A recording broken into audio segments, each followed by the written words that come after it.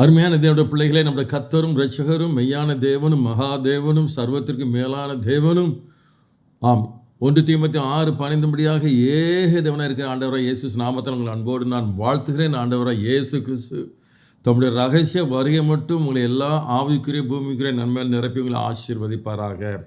ஆமென். இன்றைக்கு ஆண்டவர் உங்களோடு கூட பேச சித்தம் கொண்ட வார்த்தை யோவேல் 1:14 பரிசுத்த உபவாச நாளை நியமியுங்கள். ஆமென். கர்த்தர் இந்த வார்த்தையை ஆசீர்வதித்து உங்களுக்கு மிகுந்த பலம் உண்டாகும்படியாக கர்த்தர் தம்முடைய வார்த்தையை வெளிப்படுத்துவாராக. ஆமென். இந்த நாட்களிலே அருமையான தேவனுடைய லெந்து நாட்கள்ங்கிற பெயரிலே இன்றைக்கு 40 நாள் உபவாசம் தொடங்கியிருக்கிறது. இன்றைக்கி அநேக பிள்ளைகள் 3 நாட்கள் உபவாசம் இருக்க போகிறீர்கள், 7 நாட்கள் உபவாசம் இருக்கிற பிள்ளைகள் இருப்பீங்க, 21 நாட்கள் உபவாசம் பண்ணுகிற பிள்ளைகள் இருப்பீங்க, 40 நாள் உபவாசம் பண்ணுகிற பிள்ளைகளாக இருப்பீங்க. நீங்கள் எத்தனை நாள் உபவாசம் பண்ணினாலும் தேவனுடைய வார்த்தைப்படி உங்கள் உபவாச ஜெபம் அங்கீகரிக்கப்பட்டு அந்த உபவாச ஜெபத்தின் மூலமாக உங்களுக்கு ஆசீர்வாதம் உண்டாக வேண்டுமானால் ஆண்டவராக இயேசு கிறிஸ்துவே வேதம் சொல்கிற இந்த வார்த்தை தயவுசெய்து கேளுங்கள். சின்ன செய்தி, இந்த சுருக்கமான இந்த வார்த்தையை ஏற்றுக்கொள்ளுங்க. நிச்சயமாக உங்களுடைய உபவாச ஜெபம் மிகுந்த மகிமையாக இருக்கும். ஏசாயா 58:3 ஏசப்பாவை சொல்கிறார், பிதாவாகிய தேவன் சொல்கிறார், நாங்கள் உபவாசம் பண்ணும்போது நீர் நோக்காமல் இருக்கிறதுன்னு, நாங்கள் எங்கள் ஆத்துமாக்களை ஒடுக்கும்போது நீர் அதை அறியாமல் இருக்கிறது என்ன என்கிறார்கள். என் பிள்ளை அப்படியா கேட்கல, ஆண்டவரே கேட்குறார். என் பிள்ளைகள் ஆண்டவரே நான் உபவாசம் பண்ணும்போது நோக்காமல் இருக்கிறது என்ன, எங்கள் ஆத்துமாக்களை ஒடுக்கும் போதெல்லாம் நீர் அதை நீ கவனிக்காமல் இருக்கிறது என்ன என்கிறார்கள். அதுக்கு அவரே பதில் சொல்கிறார் பாருங்க, இதோ நீங்கள் உபவாசிக்கும் நாளிலே உங்கள் இச்சையின்படி நடந்து உங்கள் வேலைகளெல்லாம் கட்டாயமாய் செய்கிறீர்கள், இதுவா எனக்கு உகந்த உபவாசம் என்று ஆண்டவரே கேட்குற ஒரு காரியம். இன்றைக்கு கிட்டத்தட்ட 99% கர்த்தருடைய பிள்ளைகள் உபவாசிக்கிற பிள்ளைகள் செய்கிற மகா பெரிய தவறு இதுதான். ஆண்டவர் திட்டமாக உபவாசம் பண்ணும்பொழுது உங்கள் இச்சைப்படி நீங்கள் நடக்கிறீங்க, உங்கள் வேலைகளெல்லாம் கட்டாயமாக செய்கிறீர்கள், ஆதலால் நீங்கள் உபவாசம் பண்ணும்போது நான் உங்களை நோக்காமல் இருக்கிறேன்னு கர்த்தர் சொல்கிற வார்த்தை தயவுசெய்து அறிந்து கொள்ளுங்கள். இன்றைக்கு உபவாசம் என்று சொல்லிவிட்டு ஆஃபீஸ்க்கு வேலைக்கு போயிடுறீங்க, டீச்சர்ஸ் வேலைக்கு போயிடுறீங்க, வியாபாரிகள் வேலைக்கு போயிடுறீங்க, அந்தமாதிரி லேபரர்ஸ் தொழிலாளர்கள் நீங்கள் வேலைக்கு போயிடுறீங்க. இன்னும் நான் இன்றைக்கு உபவாசம் என்று சொல்லிக்கொண்டு உங்களோட சொந்த வேலையை கட்டாயமாக செய்யும்படியாக நீங்கள் புறப்பட்டு போகிறீர்கள். இப்படி நீங்கள் செய்தால் உங்கள் உபவாசத்தை நான் நோக்க மாட்டேன் என்று ஆண்டவர் சொல்லுகிறார். அதில் இப்படி இருந்தால் நமக்கு பலன் கிடைக்காது. அப்படியானால் பாருங்கள் எப்படி உபவாசிக்க வேண்டும் என்று நான் சொல்கிறேன் பாருங்க, கேள்வி. 2வதாக மத்தேயு 6:16-18 ஏசப்பாவை சொல்கிறார், நீயோ உபவாசிக்கும் பொழுது, அழகா சொல்கிறார், நீயோ உபவாசிக்கும் பொழுது என்ன சொல்கிறார் பாருங்க, இந்த வசனத்தெல்லாம் வாத்துக்கொள்ளுங்க, மற்றவர்கள் காணும்படி உங்கள் முகங்கள் வாட பண்ணினால் உங்கள் உபவாசத்துக்கு ஏற்ற பலன் நீங்கள் அடைந்து தீர்ந்தாயிட்டுன்னு சொல்கிறார். நீயோ உபவாசம் போது அது மற்றவர்களுக்கு காணப்படாமல் அந்த இடத்துல பிதாவுக்கு மட்டுமே தெரியும்படியாக உன் முகத்துக்கு எல்லாம் பூசி, மற்றபடி தலைக்கு எண்ணெய் பூசி நீ முக வாடலாம் இராதபடிக்கு உன் உபவாசம் மற்ற தெரியாதபடி உன்னை காத்துக்கோள், அப்பொழுது தான் உன் உபவாச ஜெபம் அங்கீகரிக்கப்படும் சொல்லி ஆண்டவர் சொல்கிற ஒரு வார்த்தை. ஆனால் இன்றைக்கு செய்கிற தவறு என்ன? இந்த ஏராளமான சகோதரர்கள், நானும் சிஎஸ்ஐ சபையில் வளர்ந்தவன், 25 வருஷம் கோயிலில் இருந்தவன், எவ்வளோ காரியங்களை பார்த்துருக்கேன். அன்றைக்கி அது தெரியாது எனக்கு. பாருங்கள், நிறைய பிள்ளைகள் அப்படியே தாடி வளர்த்துருவாங்க, மீசை வளர்த்துருவாங்க. என்ன பிரதர் இப்படி தாடி வளர்த்துருக்கிறீங்க, இப்படி துக்கமாக இருக்கிறீங்க, மீசை வளர்த்துருக்கீங்க? இல்லை பிரதர், நான் உபவாசம் இருக்கிறேன். இது அல்ல உபவாசம் என்று ஆண்டவர் திட்டவட்டமாக சொல்லுகிறார். இப்படி உபவாசம் பண்ணினால் முக வாடலாக இருந்து மற்றவர்கள் கேட்கக்கூடிய அளவுக்கு உங்கள் முகம் வாடலாக இருந்து நீங்கள் உபவாசம் பண்ணுற பிள்ளைகளாக இருப்பேன்னு சொன்னால் உங்கள் உபவாச ஜெபத்துக்கு நீங்கள் பலன் அடைந்து தீர்ந்தாயிற்று, நீங்கள் எதையும் பெற்றுக்கொள்ள முடியாது என்று ஆண்டவர் சொல்கிற வார்த்தையை தயவு செய்து அறிந்து கொள்ளுங்கள் அருமையான தேவனுடைய பிள்ளைகளே. அப்படியானால் இங்கே பாருங்கள், எந்த நேரம் மட்டும் உபவாசிக்கலாம் பாருங்கள். ஒரு பாயிண்ட்டை கொண்டு வர்றேன் பாருங்கள்.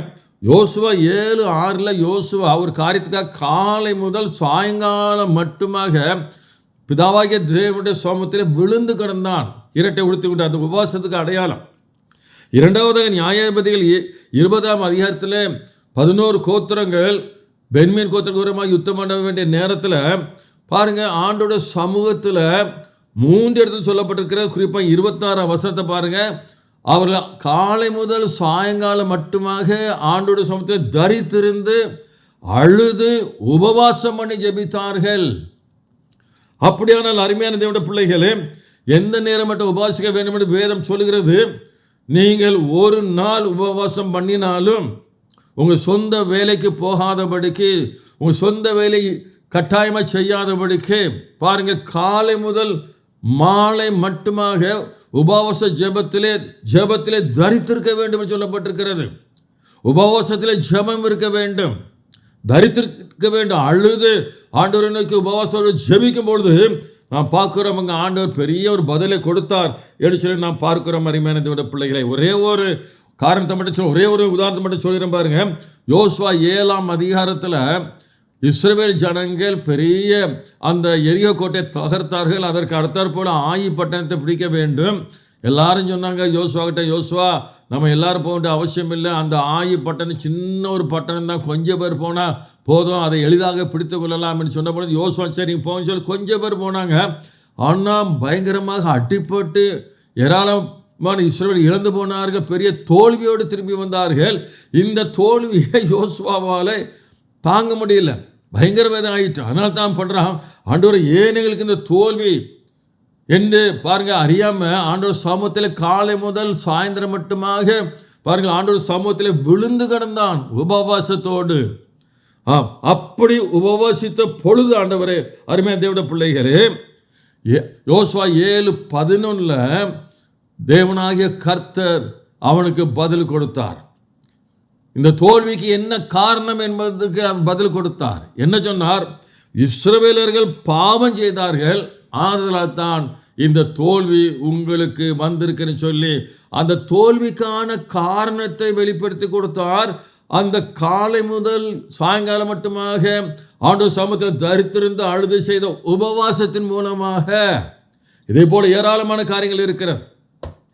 நியாயாதிபதிகள் 20ஆம் அதிகாரத்தை வாசித்து பாருங்க, 2 நாளும் 20ஆம் அதிகாரத்தை வாசித்து பாருங்க. என் அருமையான தேவனுடைய பிள்ளைகளே, இப்பொழுது பாருங்க, அப்போ தோல்விக்கான காரணத்தை வெளிப்படுத்தினார். அப்படியானால் இன்றைக்கு உங்கள் வாழ்க்கையில் எவ்வளோ தோல்வியை சந்தித்து கொண்டிருக்கிறீங்க.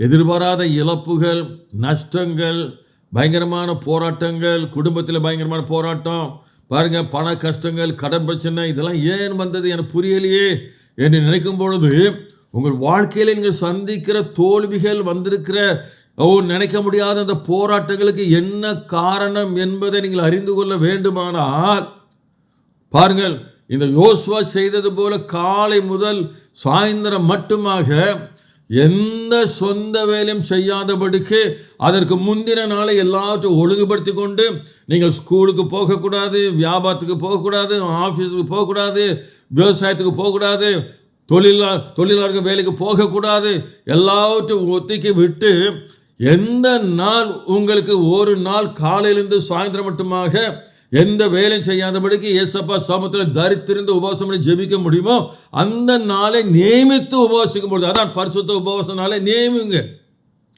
சும்மா உங்கள் இஷ்டத்துக்கெல்லாம் நீங்கள் உபவாசம் பண்ணக்கூடாது. உங்கள் இஷ்டத்துக்கெல்லாம் உபவாசம் பண்ணி 3 நாள் உபவாசம் பண்ணாலும் பிரயோஜனம் கிடையாது, 7 நாள் பண்ணாலும் பிரயோஜனம் கிடையாது, 21 நாள் பண்ணாலும் கிடையாது, 40 நாள் நீங்கள் உபவாசம் இருந்தாலும் பிரயோஜனம் கிடையாது. அதுக்கு விரோதமான வரல. ஒரு நாள் உபவாசம் பண்ணினாலும் இந்த வார்த்தைப்படியாக பண்ணணும். 3 நாள் பண்ணுறீங்களா, 3 நாள் ஆண்டு சமூகத்தில் எந்த சொந்த வேலை செய்யாதபடிக்கு ஆண்டு சமூகத்தில் காத்திருக்கணும், தரித்திருக்கணும். இந்த ஜாதி பிசாசு உபவாசத்தை ஜெபத்தினாலும் வேண்டி ஜெபம், உபவாசத்தில் ஜெபம் இருக்கணும். உபவாசம் சொல்லிட்டு எங்கேயா போகக்கூடாது, அறையை போட்டுக்கிட்டே கூடுமான மட்டும் எவ்வளோ நேரம் ஆண்டு சமூகத்தில் இருக்க வேண்டுமோ, ஜெபிக்க வேண்டுமோ, அழுது ஜெபிக்க வேண்டுமோ ஜெபிங்க. உங்கள் வாழ்க்கையிலே சந்திக்கிற போராட்டங்களுக்கு என்ன காரணம் என்கிற அந்த பதிலை கற்றுக் கொடுப்பார். தோல்விக்கு என்ன காரணம் என்பதை அவர் வெளிப்படுத்தி கொடுப்பார். இது வேதம் சொல்கிற சத்தியம். என் அருமையான தேவனுடைய, சும்மா அங்கே உபாச கூட்டம், இந்த உபாச கூட்டம் சொல்கிறதெல்லாம் இருக்கட்டும். அங்கெல்லாம் போய் உங்களுக்கு ஆவியில் சில காரியங்களை பலப்படுறதுக்கு நீங்கள் போகலாம். மற்றபடி அருமையான தேவனுடைய உங்கள் தனிப்பட்ட உபாச ஜெபத்தின் மூலமாகத்தான் இதுதான் உண்மையான உபாச ஜெபம் என்பதை நீங்கள் மறந்து விடாதிருப்பீர்களாக. ஆதலால் அருமையான தேவனுடைய பிள்ளைகளே, இந்த உண்மை அந்த லெந்து நாட்களில் சும்மா 40 நாள் உபவாசம் இருக்காதீங்க. பாரம்பரியமாக பாருங்கள், சிகரெட்டை போட்டுவீங்க, 40 நாள் கழிச்சு சிகரெட்டை தொட்டால் அது கர்த்தருக்கு விரோதமான பாவம். சாராயத்தை விடுவீங்க, 40 நாள் கழித்து சாராயத்தை குடித்தால் கர்த்தர் பாவம் இன்னும் அதிக சாபத்தை கொண்டு வந்து விடும். இது அல்லவோ உபவாசம், இதுவா எனக்கு உகந்த உபவாசம் என்று ஆண்டவர் கேட்பது மறந்துடாங்க. அதில் நான் சொல்கிறது, ஒரு நாள் உபவாசம் பண்ணினாலும் வார்த்தையின்படி உபவாசம் பண்ணுங்க. 3 நாளாக அப்படியே செய்யுங்க. 7 நாள் ஆண்டு சமத்தில் இருக்க முடியுமா என்பதை நினைத்து அதை நியமித்து என்னால் இருக்க முடியும் என்று அறிந்தால் 7 நாள் நியமித்து உபவாசம் பண்ணுங்க. அதற்கேற்ற பலனை கர்த்தர் கொடுப்பார். ஆமென். கர்த்தர் தாமே உங்களை ஆசீர்வதிப்பாராக. ஜெபிப்போம்.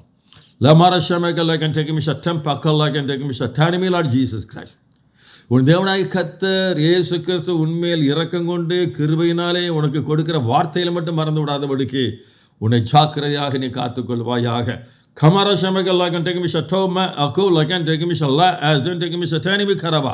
என் வாயிலிருந்து புறப்படுகிற ஒவ்வொரு வார்த்தையும் உனக்கு பிரயோஜனமாக இருக்க வேண்டும் என்கிற ஒரே நோக்கத்தை தவிர வேறு எந்த ஒரு காரணமும் கிடையாது என்பதை ஷபாலதரிவி கம்மாக்காலதரிவி கரபா நீ அறிந்து கொள்ள தவறிவிடாதிருப்பாயாக.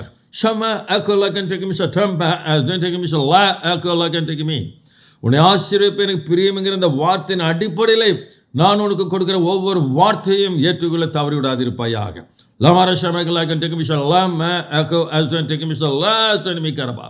உனக்கு கொடுக்கப்பட்ட இந்த வார்த்தை உபதேச சட்டத்தின்படியாக இருப்பதாக.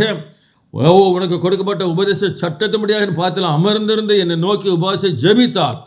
நீ இதற்கு அப்பாற்பட்ட அற்புதங்களை காண்பாய்.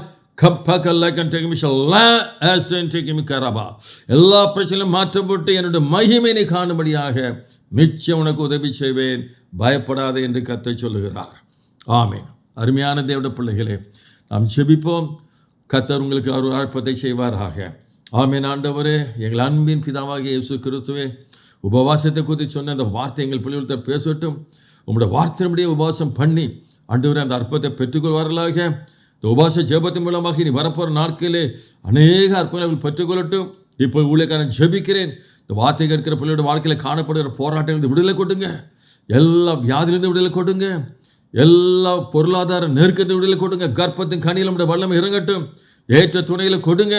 பிள்ளைகளை அழைத்த நோக்கத்தை நிறைவேற்றும். எல்லாருக்கும் உங்களுக்கு பயப்படுற பயத்தை கொடுங்க. அந்த பயத்திலே எல்லா பொல்லாப்புகளை விலக்கி காத்து பரிசுத்தமாய் வாழ கர்த்தர் கிருபை செய்யும். ஆசீர்வதியும் இயேசுவின் நாமத்தினாலே. ஆமேன். ஆமேன். கர்த்தர் உங்களை ஆசீர்வதிப்பாராக. ஆமேன்.